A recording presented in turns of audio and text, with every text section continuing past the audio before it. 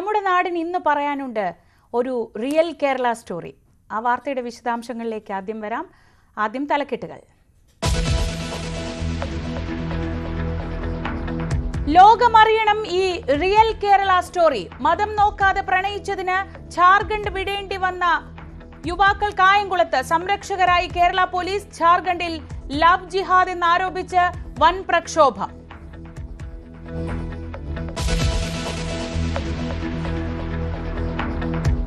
എമ്പുരാനെ പൂട്ടാൻ film chamber. പടം release ചെയ്യണമെങ്കിൽ കരാർ ഒപ്പിടും മുൻപ് അനുമതി വാങ്ങണമെന്ന നിലപാട്. റിലീസ് ചെയ്യാനിരിക്കുന്ന മാർച്ച് 27-ന് സൂചനാ പണിമുടക്കിനും നീക്കം.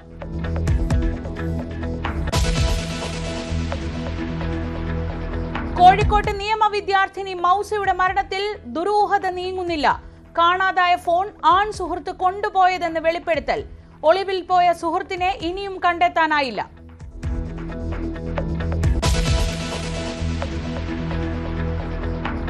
വെഞ്ഞാറമൂട് കൂട്ടക്കുരുതിക്ക് പിന്നിലെ സത്യം തേടി അന്വേഷണം. അഫാനെ ചോദ്യം ചെയ്യുന്നു. ഉമ്മ ഷെമിക്ക് 65 ലക്ഷം രൂപ കടമുണ്ടെന്ന പോലീസ്. അഫാന്റെ വീട്ടിലേക്ക് പോകുന്ന ഫർസാനയുടെ ദൃശ്യങ്ങൾ ന്യൂസ് 18.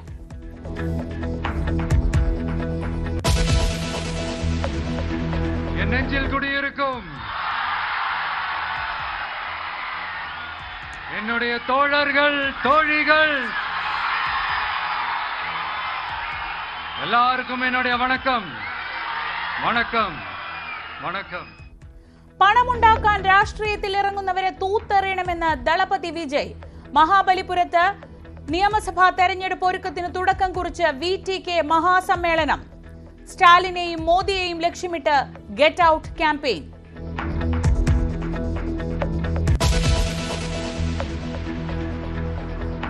ആശാ വർക്കർമാർക്കെതിരായ അധിക്ഷേപം തുടർന്ന് CPM നേതാക്കൾ. സെക്രട്ടേറിയറ്റിന് മുന്നിൽ സമരം നടത്തുന്നത് ഈർക്കിൽ സംഘടനയെന്ന പരിഹാസം. എളമരം കരീമിന് പിന്തുണയുമായി LDF കൺവീനർ TP രാമകൃഷ്ണനും. സർക്കാരിനെ വിമർശിച്ച് CPI നേതാവ് KK ശിവരാമൻ.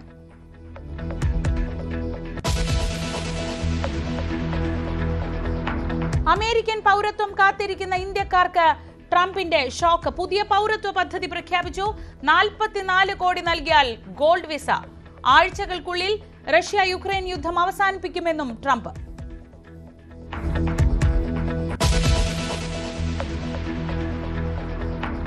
രഞ്ജി ട്രോഫി ഫൈനലിൽ വിദർഭയെ ഞെട്ടിച്ച കേരളത്തിന്റെ തുടക്കം. ആദ്യ ഓവറുകളിൽ 3 വിക്കറ്റുകൾ വീഴ്ത്തി തകർച്ചയിൽ നിന്ന് കരകയറാൻ കരുതലോടെ വിദർഭയുടെ ബാറ്റർമാർ.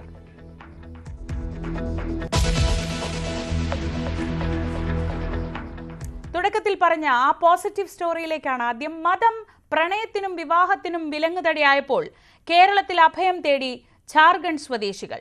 ലവ് ജിഹാദ് എന്നാരോപിച്ച് കടുത്ത പ്രതിഷേധം ഝാർഖണ്ഡിൽ നടക്കെ ചിത്തപൂർ സ്വദേശികളായ മുഹമ്മദ് ഗാലിബും ആശാ വർമ്മയും കേരളത്തിലെത്തി വിവാഹിതരായി.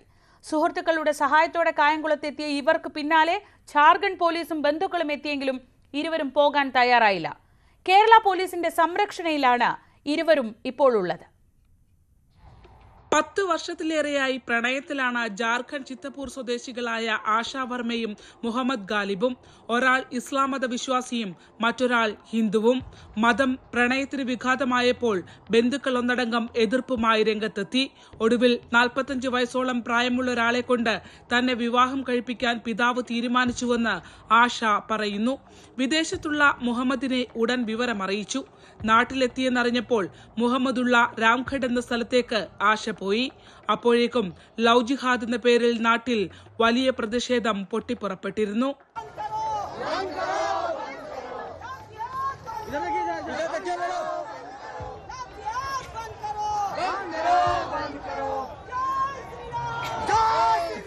സുരക്ഷിത സംസ്ഥാനം എന്ന തിരിച്ചറിവോടെ ഇരുവരും കേരളത്തിലേക്ക്. സുഹൃത്തുക്കളുടെ സഹായത്തോടെ 26-കാരി ആശയും 30-കാരൻ ഗാലിബും കായംകുളത്ത് ഇസ്ലാം മത ആചാരപ്രകാരം 11-ന് വിവാഹിതരായി. അവിടെയും പ്രശ്നങ്ങൾ അവസാനിച്ചില്ല. നാട്ടിൽ സംഘർഷം രൂക്ഷമായതോടെ ഗാലിബിന്റെ രക്ഷകർത്താക്കളെ ജാർഖണ്ഡ് രാജ്രപ്പ പോലീസ് കസ്റ്റഡിയിലെടുത്തു. സമ്മർദ്ദങ്ങൾക്കൊടുവിൽ തങ്ങളുള്ള ലൊക്കേഷൻ ഗാലിബിന് അയച്ചു കൊടുക്കേണ്ടതായി വന്നു. നൽകിയത് കായംകുളം പോലീസ് സ്റ്റേഷന്റെ ലൊക്കേഷൻ. ജാർഖണ്ഡ് പോലീസും ആശയുടെ സഹോദരി അൽക്ക, ശേഖർ പഡ്വ എന്നിവർ 14-ന് ഇവിടെ എത്തി. ഇവർ ആശയെ വിട്ടു നൽകണമെന്ന് ആവശ്യപ്പെട്ടു.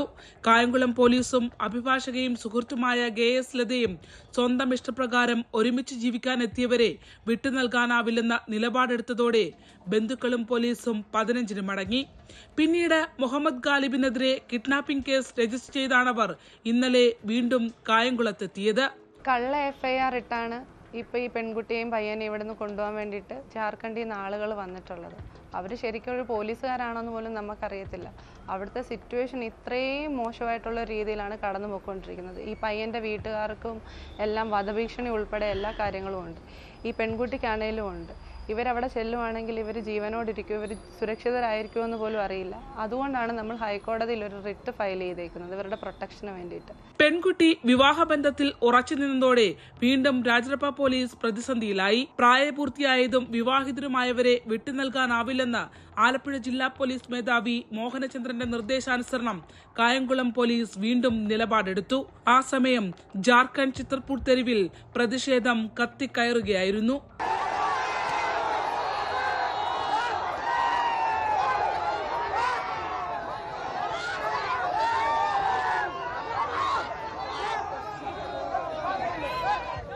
കേരള പോലീസ് നിലപാട് വ്യക്തമാക്കിയതോടെ ചിത്രപൂരിലെ ഉന്നത പോലീസ് ഉദ്യോഗസ്ഥർ പെൺകുട്ടി കായംകുളത്തുണ്ടെന്നും സ്വന്തം ഇഷ്ടപ്രകാരം വിവാഹിതയായെന്നും പ്രതിഷേധക്കാരെ അറിയിച്ചു. ഈ സാഹചര്യത്തിൽ നാട്ടിലെത്തിയാൽ ജീവൻ പോലും നഷ്ടപ്പെടുമെന്ന മുഹമ്മദ് ഗാലിബും ആശയും ഭയപ്പെടുന്നു. കേരളത്തിന്റെ മതേതരത്വം മാത്രമാണ് അവരുടെ പ്രണയത്തിന്റെ പ്രതീക്ഷ. 11 तारीख को हम शादी किए हैं एक दूसरे से. इसमें कोई किसी का प्रेशर नहीं, किसी का दबाव भी नहीं है और हम दोनों अपनी मर्जी और अपनी खुशी से ये शादी किए हैं. इसके लिए हमारे खिलाफ फॉल्स कुछ FIR भी हुआ है किडनैपिंग का. और 14 को पुलिस आया था राजरप्पा से यहाँ तक. यहाँ आके इसका स्टेटमेंट लेके गया, वीडियो कॉन्फ्रेंस सब करके गया था. उसके करने के बाद भी एक फॉल्स FIR हुआ है किडनैपिंग का. तो जिसके लिए उनको फिज़िकल अपीयरेंस चाहिए. वैसे तो वीडियो कॉल से भी हम लोग उनको रिक्वेस्ट कर रहे हैं कि वीडियो कॉल्स के थ्रू हम कर देंगे, बट वो सुनने के लिए तैयार नहीं है. ऑलरेडी दिया भी हमने है, फिर भी वो वापस आए. इसमें किसी का भी कोई हाथ नहीं है और इन्होंने मुझे ज़बरदस्ती नहीं लाया था. मैं अपनी मर्जी से आई थी क्योंकि मैं इनको पसंद करती थी. പ്രായപൂർത്തിയായി വിവാഹിതരായ 2 പേർക്കും ഒരുമിച്ച് ജീവിക്കാൻ ഭരണഘടന അനുശാസിക്കുന്ന സ്വാതന്ത്ര്യം ഉറപ്പുവരുത്തണമെന്നാവശ്യപ്പെട്ട് ആശയും ഗാലിബും കേരള ഹൈക്കോടതിയിൽ റിട്ടും സമർപ്പിച്ചിട്ടുണ്ട്.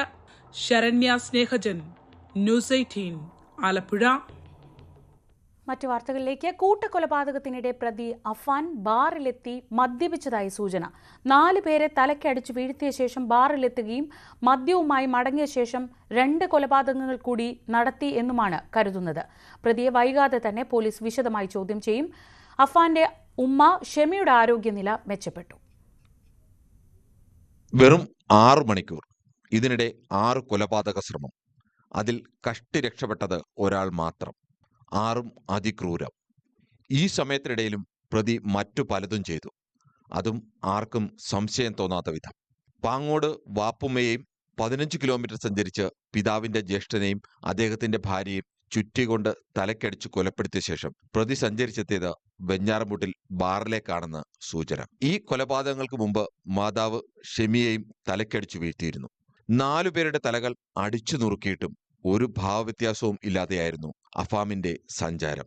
10 മിനിറ്റോളം ബാറിൽ ചിലവഴിച്ച് മദ്യപിച്ച ശേഷം മദ്യവും വാങ്ങിയാണ് വീട്ടിലേക്ക് പോയതെന്ന് കരുതുന്നു. വീട്ടിലെത്തിയ ശേഷമാണ് കാമുകിയെയും അനുജനെയും തലക്കടിച്ച് അതിക്രൂരമായി കൊലപ്പെടുത്തിയത്. കാമുകിയെ കൊലപ്പെടുത്താനായി അനുജനെ തന്ത്രപരമായി ഭക്ഷണം വാങ്ങാൻ വിട്ട് വീട്ടിൽ നിന്ന് അകറ്റി നിർത്തി. കാമുകിയെ കൊലപ്പെടുത്തിയ ശേഷം അനുജനെ വീട്ടിലേക്ക് ബൈക്കിൽ കൊണ്ടുവന്ന് സമാന രീതിയിൽ തലക്കടിച്ചു വീഴ്ത്തി ജീവനെടുത്തു. പ്രതിയുടെ മനോനിലയും ലഹരി ഉപയോഗവും വൈദ്യസംഘം വിശദമായി തന്നെ പരിശോധിക്കുന്നു. ഇതിനുശേഷമാവും പോലീസിന്റെ ചോദ്യം ചെയ്യൽ. ന്യൂസ് 18, തിരുവനന്തപുരം. അഫാന്റെ ആക്രമണത്തിനിരയായ അമ്മ ഷെമിയുടെ ആരോഗ്യനില തൃപ്തികരമെന്ന് ചികിത്സിക്കുന്ന ഡോക്ടർമാർ. ഷെമി ഡോക്ടർമാരോട് സംസാരിച്ചു. തലച്ചോറിലെ നീര് കൂടിയിട്ടില്ല. തലയോട്ടിക്കും താടിയെല്ലിനും പൊട്ടലുണ്ട്. തലയിൽ മുറിവുകളുമുണ്ട്. 48 മണിക്കൂറിന് ശേഷം വീണ്ടും സ്കാനിങ്ങിന് വിധേയയാക്കുമെന്നും ഡോക്ടർമാർ അറിയിച്ചു. ഷമീനയുടെ തലച്ചോറിന്റെ സ്കാൻ രാവിലെ എടുത്തിരുന്നു. അതിൽ തലച്ചോറിലെ നീര് കൂടിയിട്ടില്ല. ഇന്നലത്തെ പോലെ അതേപോലെ തന്നെ തുടരുന്നുണ്ട്. ആളിപ്പോഴും കോൺഷ്യസ് ആണ്, സംസാരിക്കുന്നുണ്ട്, കാര്യങ്ങളൊക്കെ അറിയാം, ബന്ധുക്കളെയൊക്കെ അന്വേഷിക്കുന്നുണ്ട്, വൈറ്റൽസ് എല്ലാം സ്റ്റേബിളായി തന്നെ തുടരുന്നുണ്ട്. ഈ പറഞ്ഞ പോലെ രാവിലെ ന്യൂറോ സർജനും മാക്സിലോ ഫേഷ്യൽ സർജൻ അങ്ങനെ അടങ്ങുന്ന ടീം കണ്ടിരുന്നു. ഇനി ഇപ്പോഴത്തെ പ്ലാൻ എന്ന് വെച്ചാൽ ഇതേപോലെ കണ്ടിന്യൂ ചെയ്യുക, ക്രിട്ടിക്കൽ കെയർ യൂണിറ്റിൽ തന്നെ ഒബ്സർവേഷൻ കണ്ടിന്യൂ ചെയ്യുക, ഒരു 48 മണിക്കൂറിന് ശേഷം സ്കാൻ ഒന്നും കൂടെ റിപ്പീറ്റ് ചെയ്ത് നോക്കാമെന്നുള്ളതാണ് തീരുമാനം. വെഞ്ഞാറമൂട് പേരമലയിൽ കൂട്ടക്കൊലപാതകം നടക്കുന്നതിന് മിനിറ്റുകൾക്ക് മുൻപുള്ള ഫർസാനയുടെ ദൃശ്യങ്ങൾ ന്യൂസ് 18 പുറത്തുവിട്ടു. മുക്കുന്നൂർ ജംഗ്ഷനിലൂടെ ഫർസാന കാൽനടയായി നീങ്ങുന്നത് CCTV ക്യാമറയിലെ ദൃശ്യങ്ങളിൽ വ്യക്തമാണ്. മുക്കുന്നൂരിൽ കാത്തുനിന്ന പ്രതി അഫാൻ ഇരുചക്ര വാഹനത്തിൽ പിന്നീട് പേരമലയിലെ വീട്ടിലെത്തിച്ചാണ് ക്രൂരമായി ഫർസാനയെ കൊലപ്പെടുത്തിയത്. കൂട്ടക്കൊലപാതകം നടന്ന തിങ്കളാഴ്ച വൈകുന്നേരം 3 മണിയോടെയാണ് അഫാൻ പെൺസുഹൃത്തായ ഫർസാനയെ ഫോണിൽ വിളിച്ച് വീട്ടിലേക്ക് വരാൻ ആവശ്യപ്പെട്ടത്.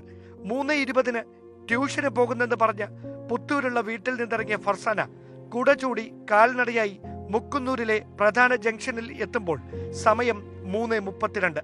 ആരെങ്കിലും ശ്രദ്ധിക്കുന്നുണ്ടോ എന്നറിയാൻ ഇടയ്ക്ക് തിരിഞ്ഞു നോക്കുന്നതും ന്യൂസ് 18 പുറത്തുവിട്ട ദൃശ്യങ്ങളിൽ വ്യക്തം.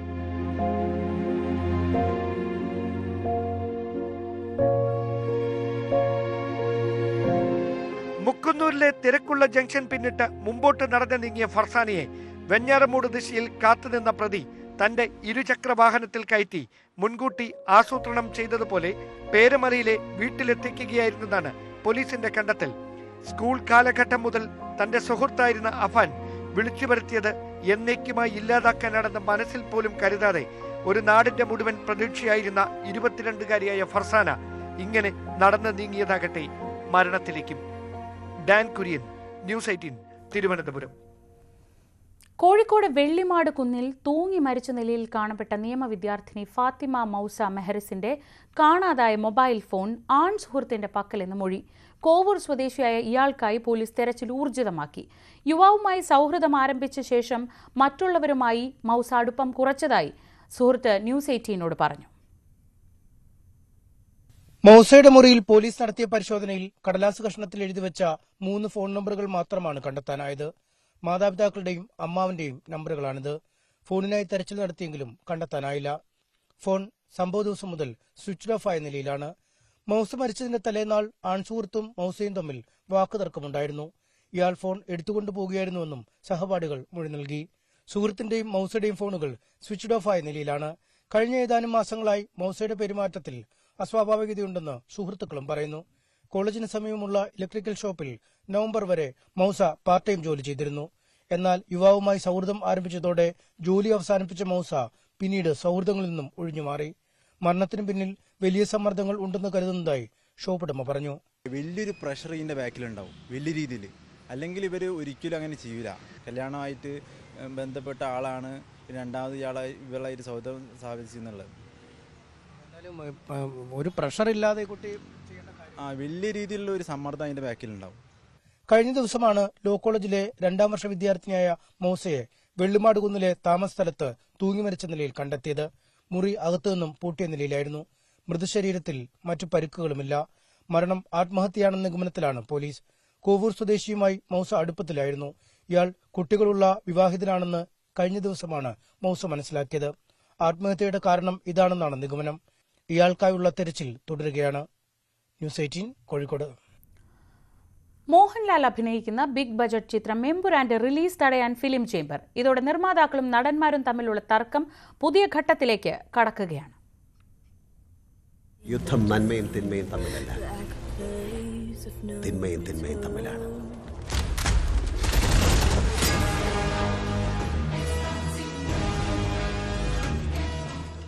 സംവിധാനം പൃഥ്വിരാജ് സുകുമാരൻ, നായകൻ മോഹൻലാൽ, നിർമ്മാണം ആന്റണി പെരുമ്പാവൂർ. അടുത്ത മാസം 25-ന് ശേഷം റിലീസ് ചെയ്യുന്ന സിനിമകളുടെ കരാറുകൾ ഒപ്പിടുന്നതിന് ഫിലിം ചേംബറിന്റെ അനുവാദത്തോടെ ആയിരിക്കണമെന്ന് സംഘടനയുടെ എക്സിക്യൂട്ടീവ് യോഗം കഴിഞ്ഞ ദിവസം തീരുമാനിച്ചു. മാർച്ച് 27-നാണ് എമ്പുരാന്റെ റിലീസ്. ലക്ഷ്യം എന്താണെന്ന് വ്യക്തം. താരങ്ങൾ സ്വന്തമായി സിനിമ നിർമ്മിക്കുന്നതിലുള്ള നിർമ്മാതാക്കളുടെ അനിഷ്ടം അടുത്ത ഘട്ടത്തിലേക്ക് കടക്കുകയാണ്. ആന്റണി പെരുമ്പാവൂരും ജി സുരേഷ് കുമാറുമായുള്ള തർക്കമായിട്ടാണ് ഇത് പുറത്തേക്ക് വന്നത്. വർഷങ്ങൾക്ക് മുമ്പ് ഫിലിം ചേംബറിന്റെ അനുമതിയില്ലാതെ പടം റിലീസ് ചെയ്യില്ല എന്നതായിരുന്നു രീതി. സംവിധായകൻ വിനയൻ കോടതിയിൽ പോയി പരാജയപ്പെടുത്തിയ ഈ നാട്ടുനടപ്പാണ് ഫിലിം ചേംബർ തിരിച്ചു കൊണ്ടുവരുന്നത്. ഫെബ്രുവരി 6-ന് ജി സുരേഷ് കുമാറിന്റെ നേതൃത്വത്തിൽ നിർമ്മാതാക്കൾ നടത്തിയ പത്രസമ്മേളനമായിരുന്നു തുടക്കം. നിർമ്മാതാക്കൾ കടന്നുപോകുന്നത് വലിയ പ്രതിസന്ധിയിലാണെന്നും 2025 ജനുവരി മാസം റിലീസായ സിനിമകളിൽ ഒരൊറ്റ ചിത്രമാണ് വിജയിച്ചതെന്നും സുരേഷ് കുമാർ പറഞ്ഞു. ജൂൺ 1 മുതൽ സമരത്തിലേക്ക് പോകുമെന്നും സുരേഷ് കുമാർ വ്യക്തമാക്കി. 1.5 പടം ചെയ്ത ആള് ഒരു പടം ഹിറ്റായി കഴിഞ്ഞാൽ രണ്ടാമത്തെ പടത്തിന് ചോദിക്കുന്ന 1 കോടി രൂപ 1.5 കോടി രൂപയാണ്. ഇത് തമിഴും തെലുങ്കും ഒന്നുമല്ല. ഈ പടങ്ങൾ ഓടി ഞങ്ങൾ ഇനിയിപ്പോൾ കളക്ഷൻ വെളിവിടാൻ പോവുക എല്ലാ മാസവും. ഇവരൊക്കെ പറയുന്നത് 100 കോടി ഒരു പടം കാണിച്ചു തരട്ടെ, വെല്ലുവിളിക്കാൻ ഞാൻ ഇവിടുത്തെ ആർട്ടിസ്റ്റിന് 100 കോടി രൂപ ഷെയർ വന്ന പടം ഞങ്ങൾ ഷെയറാ കൂട്ടുന്നത്, അല്ലാതെ ഈ ലോകത്തുള്ള കോസ്റ്റ് ഒന്നും അല്ല കൂട്ടുന്നത്. ഷെയർ വന്ന 100 കോടി ക്ലബിൽ വന്ന ഒരു പടം പറയട്ടെ. മറുപടിയായി ആന്റണി പെരുമ്പാവൂരിന്റെ ഫേസ്ബുക്ക് പോസ്റ്റ്, സമരം ഒരു തരത്തിലും ഗുണം ചെയ്യില്ലെന്നും ഇതൊക്കെ പറയാൻ ജി സുരേഷ് കുമാറിനെ ആരാണ് ചുമതലപ്പെടുത്തിയതെന്നും ആന്റണി രൂക്ഷമായ ഭാഷയിൽ ചോദിച്ചു. മോഹൻലാൽ, പൃഥ്വിരാജ്, അജു വർഗീസ് തുടങ്ങി മലയാള സിനിമയിലെ പ്രമുഖ താരങ്ങളെല്ലാം ഈ പോസ്റ്റ് ഷെയർ ചെയ്തതോടെ കാര്യങ്ങൾ കൂടുതൽ വഷളായി. ജി സുരേഷ് കുമാറിനെ ഒറ്റപ്പെടുത്തില്ലെന്നും സംഘടനയുടെ കൂട്ടായ തീരുമാനമാണ് സുരേഷ് കുമാർ പറഞ്ഞതെന്നും നിർമ്മാതാക്കളുടെ സംഘടനയുടെ മറുപടി. പിന്നാലെ സമവായത്തിനായി പല ചർച്ചകൾ നടന്നെങ്കിലും അതൊന്നും വിജയമായില്ല. അതോടെ ആന്റണിയെയും ആന്റണി നിർമ്മിക്കുന്ന എമ്പുരാനെയും പൂട്ടാനുള്ള നീക്കങ്ങളും തുടങ്ങി. കഴിഞ്ഞ ദിവസം ചേർന്ന ഫിലിം ചേംബർ യോഗത്തിൽ ഒരാഴ്ചയ്ക്കുള്ളിൽ ആന്റണി പെരുമ്പാവൂർ ഫേസ്ബുക്ക് പോസ്റ്റ് പിൻവലിക്കണമെന്നും കാരണം കാണിക്കൽ നോട്ടീസിന് മറുപടി നൽകണമെന്നും ആവശ്യപ്പെട്ടു. ആന്റണി ഇത് നിരസിച്ചാൽ മാർച്ച് ആദ്യവാരം ചേരുന്ന സിനിമാ സംഘടനകളുടെ യോഗത്തിൽ ആന്റണിയെ സസ്പെൻഡ് ചെയ്യാനുള്ള നടപടിയിലേക്ക് കാര്യങ്ങൾ നീങ്ങും. അങ്ങനെ സംഭവിച്ചാൽ ഇതേ യോഗത്തിൽ മാർച്ച് 27-ന് സൂചനാ പണിമുടക്ക് പ്രഖ്യാപിക്കും.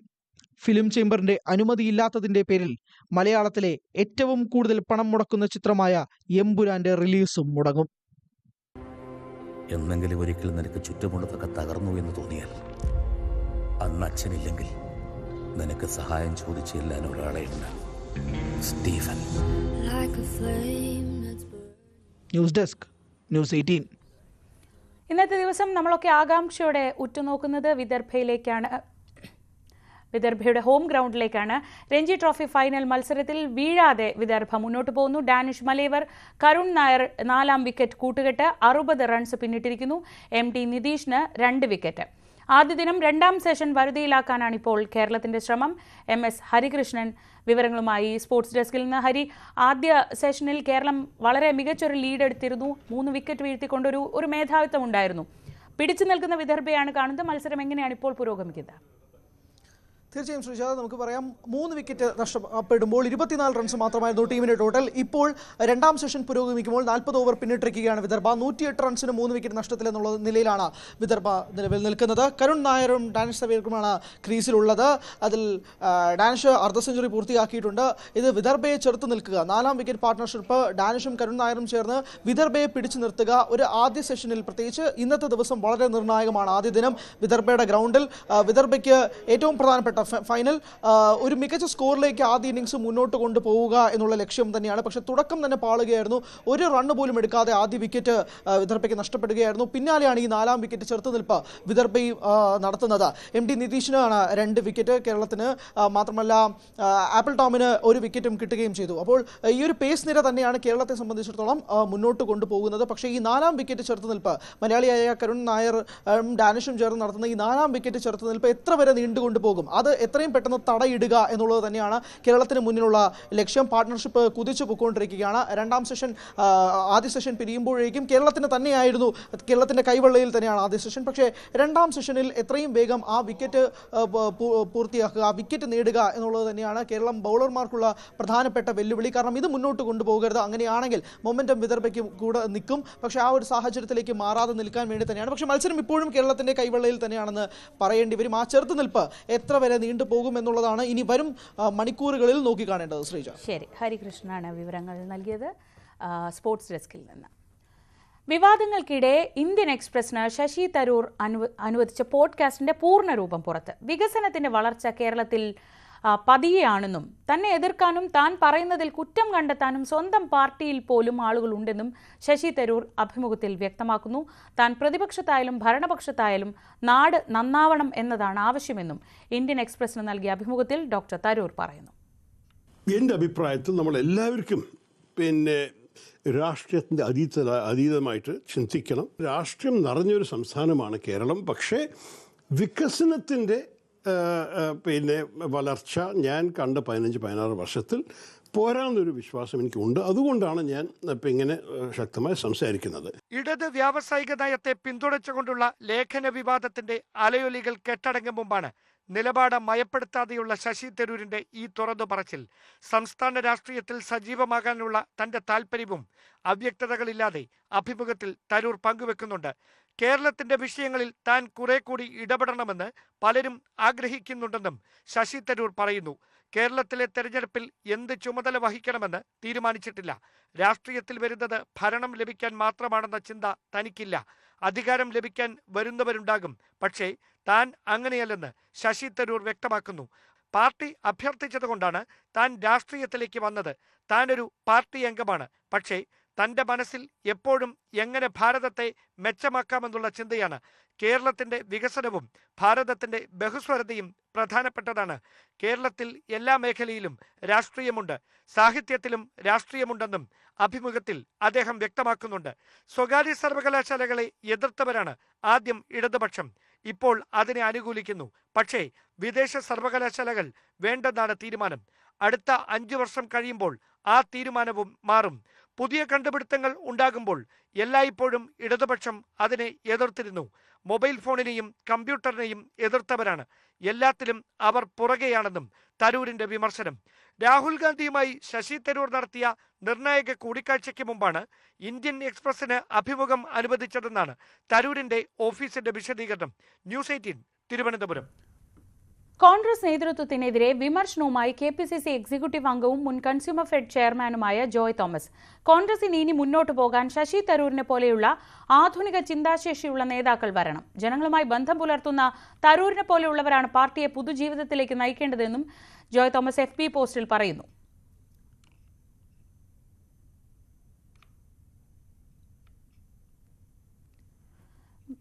വീട്ടിൽ കയറി തലയ്ക്കടിക്കുമെന്ന കൊലവിളി പ്രസംഗവുമായി PV അൻവർ. കഴിഞ്ഞ ദിവസം ചുങ്കത്തറയിൽ വിളിച്ചു ചേർത്ത പൊതുയോഗത്തിലായിരുന്നു CPM പ്രവർത്തകർക്ക് നേരെ അൻവർ കൊലവിളി നടത്തിയത്. LDF-ൽ നിന്നും കൂറുമാറി UDF-നൊപ്പം ചേർന്ന നുസൈബയുടെ ഭർത്താവ് സുധീറിനെതിരെ CPM നേതാക്കൾ ഭീഷണി മുഴക്കിയെന്നാണ് PV അൻവറിന്റെ ആരോപണം.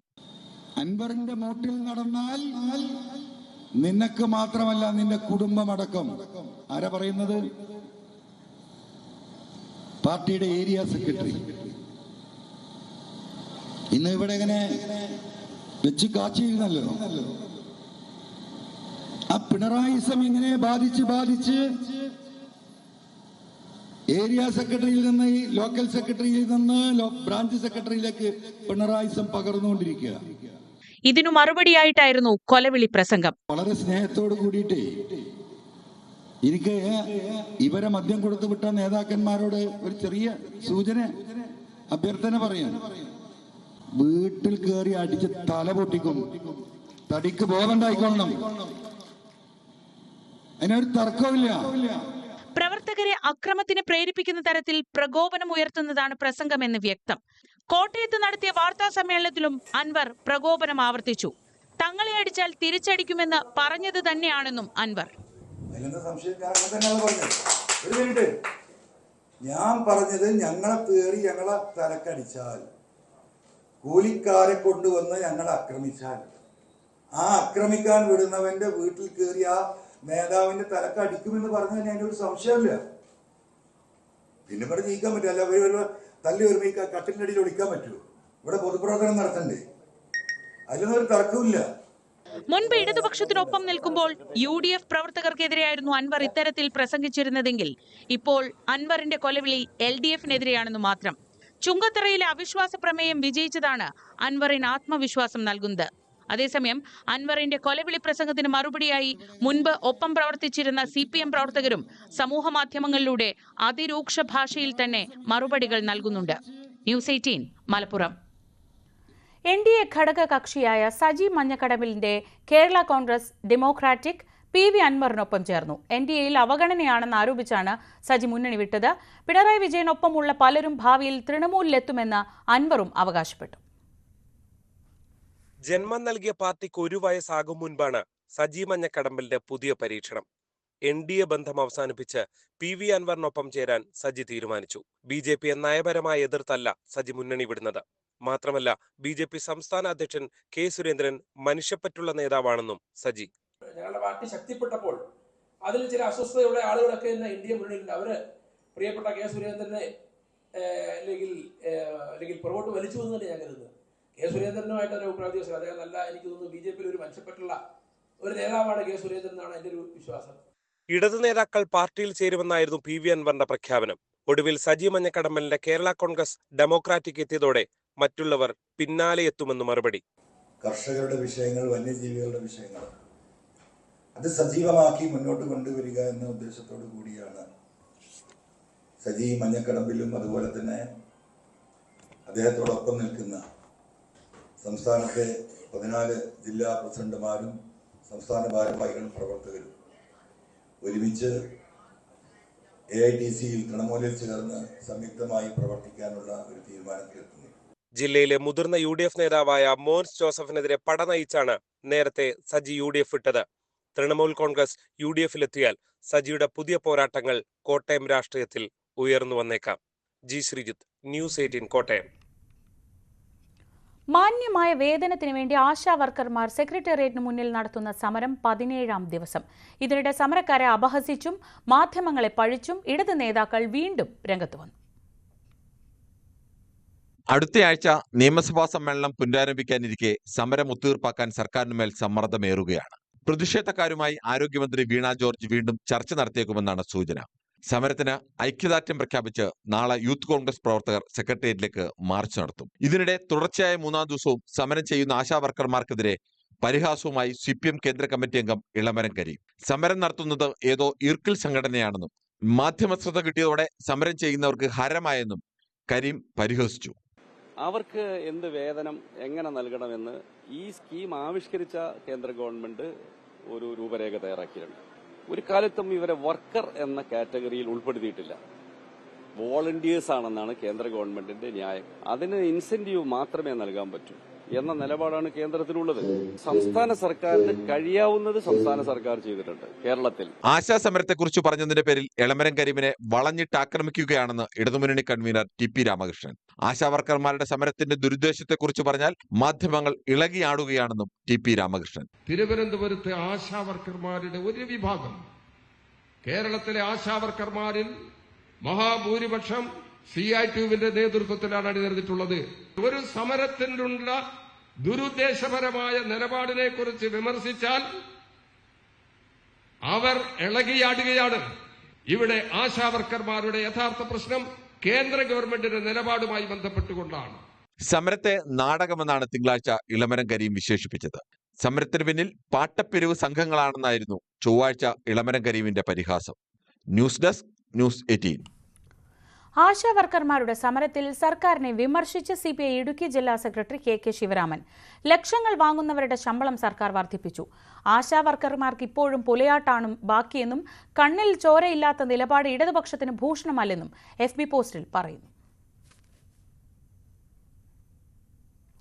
അതിസമ്പന്നരായ വിദേശികൾക്ക് അമേരിക്കൻ പൗരത്വം നൽകുന്ന ഗോൾഡ് കാർഡ് പദ്ധതിയുമായി American president Donald Trump. $5 million American നൽകിയാൽ പൗരത്വം നൽകുന്ന പദ്ധതിയാണിത്. ഇന്ത്യൻ രൂപയിലേക്ക് മാറ്റിയാൽ ഇത് ഏതാണ്ട് 43.5 കോടി രൂപ വരും. പദ്ധതിയുടെ കൂടുതൽ വിവരങ്ങൾ 2 ആഴ്ചയ്ക്കകം പുറത്തുവരും. റഷ്യ യുക്രൈൻ യുദ്ധം അവസാനിക്കാനുള്ള സാധ്യത തെളിയുന്നു. ആഴ്ചകൾക്കുള്ളിൽ യുദ്ധം അവസാനിക്കുമെന്ന് അമേരിക്കൻ പ്രസിഡന്റ് ഡൊണാൾഡ് ട്രംപ് പറഞ്ഞു. ഇതിനിടെ യുക്രൈനിൽ ധാതു ഖനനത്തിന് US അനുമതി നൽകുന്ന കരാറും ഒപ്പുവെച്ചു. കൊടും തണുപ്പിൽ ഗാസയിൽ 6 കുഞ്ഞുങ്ങൾ മരിച്ചതായി പലസ്തീൻ.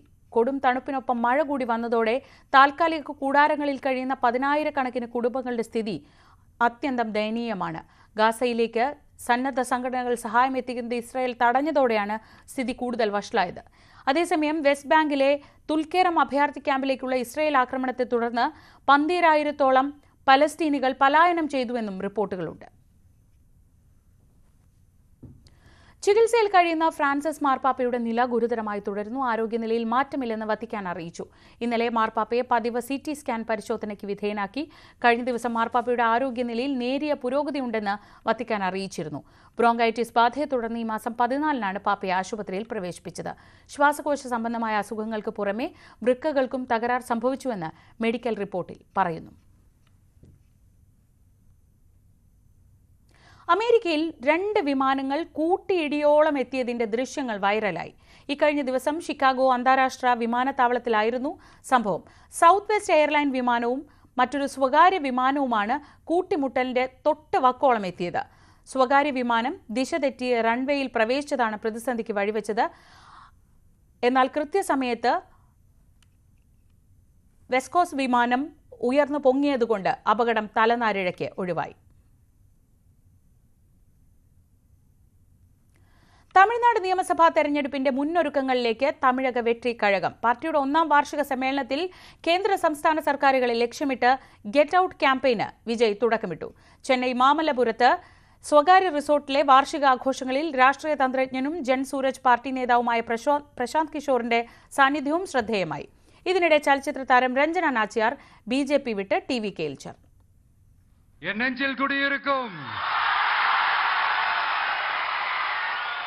என்னுடைய தோழர்கள் தோழிகள் எல்லாருக்கும் என்னுடைய வணக்கம் வணக்கம் வணக்கம். നിയമസഭാ തെരഞ്ഞെടുപ്പിന് ഇനി 1 വർഷം.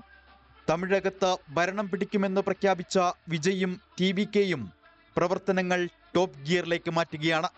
3000-ഓളം പ്രതിനിധികളെ സാക്ഷിയാക്കി നടന്ന പാർട്ടിയുടെ 1-ാം വാർഷിക സമ്മേളനത്തിൽ DMKയെയും BJPയെയും ലക്ഷ്യമാക്കിയായിരുന്നു വിമർശനങ്ങൾ.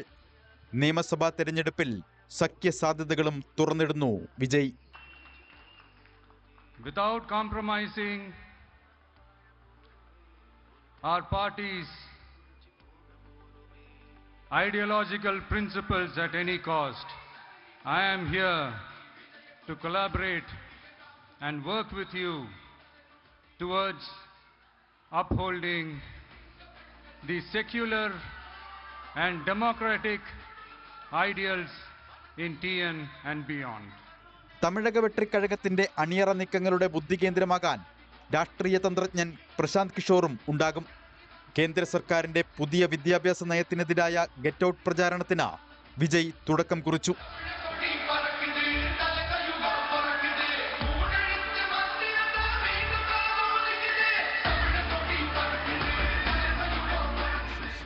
ജനങ്ങൾ അടുത്ത MGR ആയാണ് വിജയിയെ കാണുന്നതെന്നും അതുകൊണ്ടാണ് BJP വിട്ട് വിജയുടെ പാർട്ടിയിലെത്തിയതെന്നും നടി രഞ്ജന നാച്ചിയാരുടെ പ്രതികരണം.